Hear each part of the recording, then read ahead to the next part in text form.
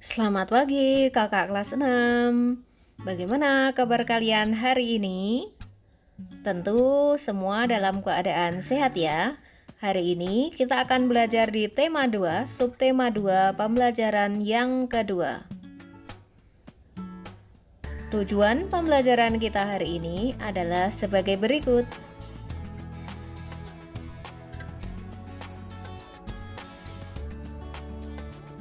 Kakak kelas 6, kemerdekaan yang diraih oleh bangsa Indonesia tidak lepas dari makna yang terkandung dalam sila ketiga, yaitu Persatuan Indonesia.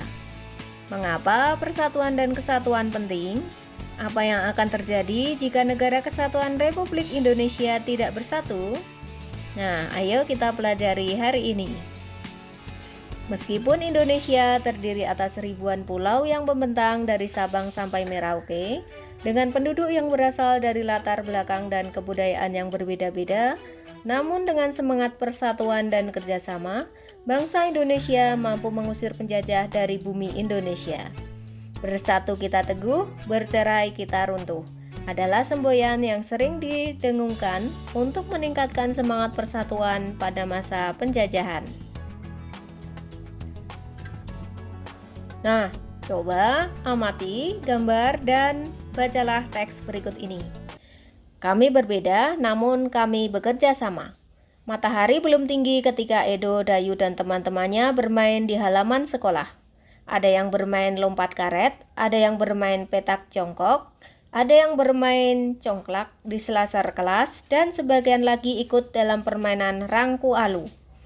Edo, Dayu, Siti, Udin, Beni, dan Lani memilih ikut permainan rangku alu bersama beberapa teman lain. Mereka memang lebih suka dengan permainan olah tubuh di luar ruangan. Baru beberapa hari yang lalu, teman baru mereka, Yanes, yang memperkenalkan permainan ini. Yanes berasal dari Alor, Nusa Tenggara Timur. Permainan yang menggunakan tongkat bambu ini adalah permainan anak yang digemari di sana. Edo, Dayu, dan teman-teman di SD Nusantara senang sekali mengenal permainan baru ini. Seru dan menantang, kata mereka. Anak-anak di SD Nusantara justru gembira menyambutnya. Perbedaan warna kulit, adat, kebiasaan, bahasa, atau agama tidak mereka anggap sebagai masalah. Semua akrab bermain bersama. Pernah sekali waktu ketika Edo bercanda akrab dengan Siti dan Dayu, Hendra berkomentar, "Ih Dayu, mau-maunya kamu bermain dengan Edo yang berkulit hitam? Nanti kulitmu yang putih tertular hitam loh," ejeknya. "Ah, aku tidak pernah pusing dengan warna kulit. Tak pernah pusing dengan asal daerah. Aku dan Siti pun berbeda. Aku anak Bali, Siti anak Sumatera. Tetapi kami saling memahami. Pertemanan hanya butuh waktu untuk saling menyesuaikan. Aku pun butuh waktu untuk menyesuaikan diri denganmu, Hendra," balas Dayu tenang. Hendra pun terdiam. Sesungguhnya, ia juga tidak pernah mengalami masalah dengan temannya yang berbeda asal. Begitulah gambaran keseharian di SD Nusantara. Anak-anak tetap rukun, bekerja sama, dan bersatu, walaupun mereka berbeda-beda. Wawasan mereka semakin kaya karena mengenal adat dan bahasa daerah lain. Semakin kaya dengan bermain bersama aneka permainan tradisional. Rangku alu, bentik, gobak sodor, atau cingciripit menjadi perekat yang menyenangkan. Nah, kakak kelas 6 jawablah pertanyaan berikut ini berdasarkan teks yang kita baca bersama tadi ya. Yang pertama, apa saja perbedaan yang kamu temukan dalam cerita tersebut? Kedua, bagaimana sikap Edo dan kawan-kawannya dalam menyikapi perbedaan yang ada? Tiga, apakah perbedaan menghalangi mereka dalam melakukan kerjasama? Coba kalian jelaskan. 4. Apa manfaat yang kita peroleh ketika mampu bekerja sama dengan orang-orang yang berbeda? Kelima, pernahkah kalian bekerja sama dengan teman-teman yang berbeda? Berikan contohnya. 6. Bagaimana kamu menyikapi perbedaan tersebut? Jelaskan. 7. Jelaskan manfaat kerjasama dan persatuan dalam kehidupan sehari-hari. Kakak kelas 6, ada beberapa sikap yang diperlukan untuk mencapai persatuan dalam perbedaan. Sikap tersebut perlu diterapkan oleh semua anggota masyarakat. Sikap-sikap tersebut antara lain sebagai berikut. Yang pertama, peduli. Hidup rukun bermula dari sikap peduli terhadap orang lain. Peduli berarti menyadari bahwa orang lain mempunyai kebutuhan yang berbeda dari kita. Peduli juga berarti memahami sikap apa saja yang dapat menyenangkan atau mengganggu orang lain. Kedua, mendahulukan kepentingan bersama. Sebagai bagian dari masyarakat yang beragam, kita perlu mendahulukan kepentingan bersama di atas kepentingan pribadi atau golongan. Kepentingan bersama dapat mencakup kepentingan di suatu lingkungan masyarakat, di sekolah, atau negara. Dan yang ketiga adalah toleransi kepada orang lain. Toleransi artinya sikap saling menghormati dan menghargai antar individu meskipun terdapat perbedaan.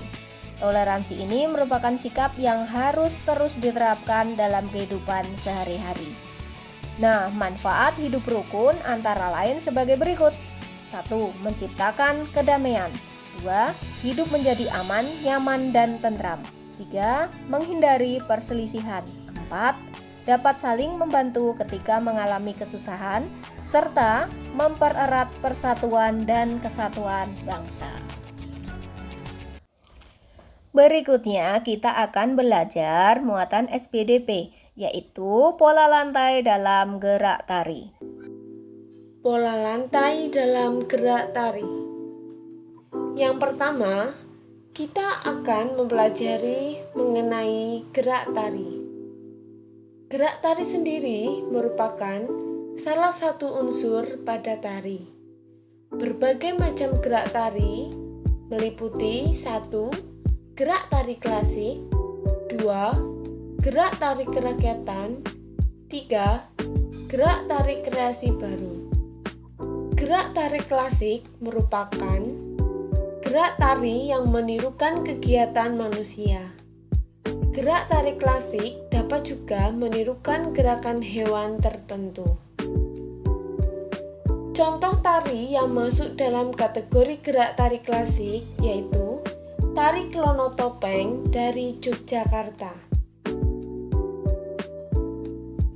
Gerak tari kerakyatan merupakan gerakan yang meniru kegiatan dan emosi manusia atau perangai hewan. Contoh tari yang masuk dalam kategori gerak tari kerakyatan yaitu tari Reog Ponorogo yang berasal dari Ponorogo, Jawa Timur. Gerak tari kreasi baru merupakan gerak tari yang dibentuk dari gerak tari yang sudah ada.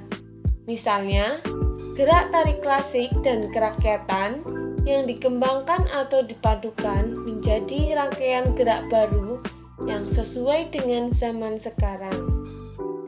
Contoh tari yang masuk dalam kategori gerak tari kreasi baru yaitu tari saman dari Aceh. Selanjutnya, kita akan mempelajari tentang pola lantai. Pola lantai sendiri merupakan garis yang dilalui penari saat melakukan gerak tari. Pola lantai dapat dibentuk secara tunggal, berpasangan, atau berkelompok.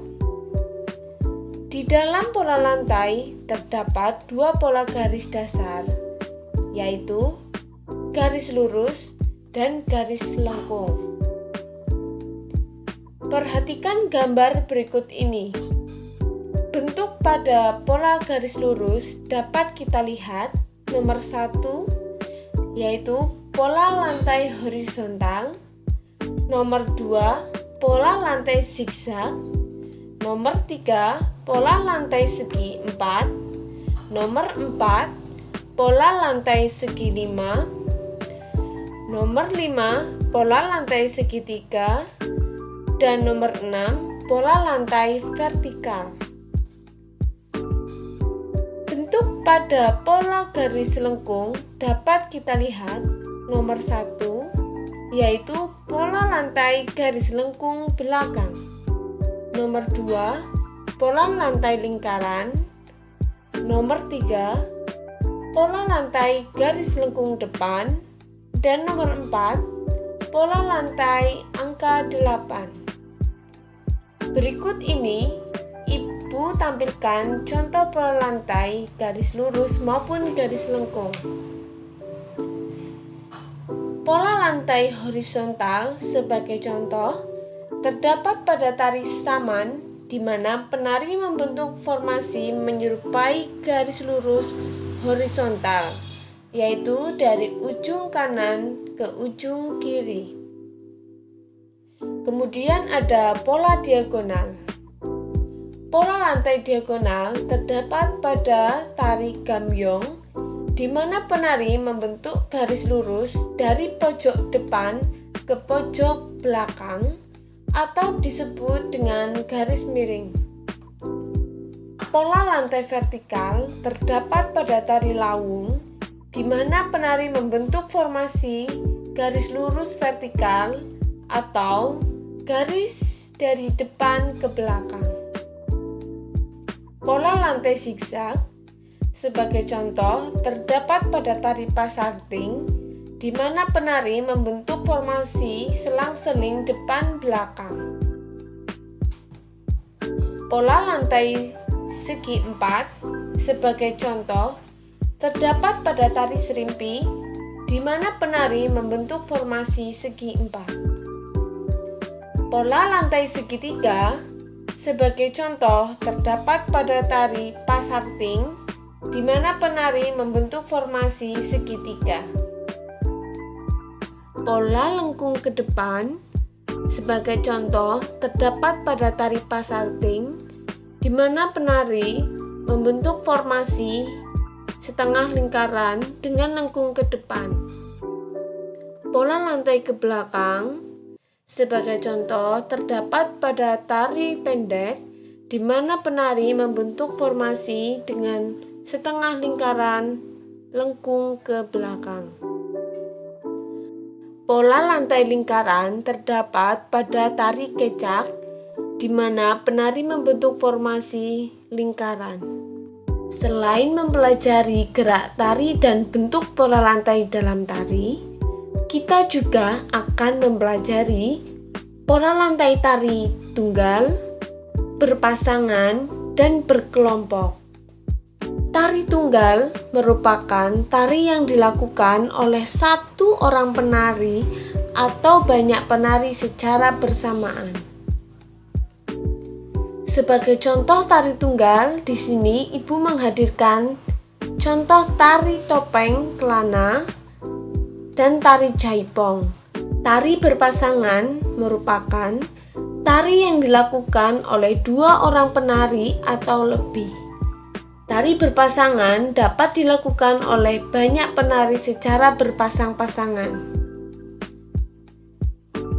Sebagai contoh tari berpasangan, di sini Ibu menampilkan ada tari payung dan tari serampang 12. Tari berkelompok merupakan tari yang dilakukan secara berkelompok. Sebagai contoh tari berkelompok, di sini ada tari piring dan tari lego-lego. Anak-anak, sekarang Ibu akan memberikan kalian beberapa pertanyaan tentang materi yang sudah Ibu sampaikan tadi. Yang pertama, silakan kalian amati gambar tari yang sudah Ibu tampilkan. Gambar pertama, menggunakan pola lantai apa tarian di bawah ini? Jawabannya, pola lantai zigzag. Selanjutnya gambar kedua, silakan diamati. Menggunakan pola lantai apa tarian di bawah ini? Jawabannya, pola lantai diagonal. Nah, demikianlah pembelajaran kita hari ini. Semoga apa yang kita pelajari hari ini bermanfaat untuk kita semua. Terima kasih, Tuhan memberkati.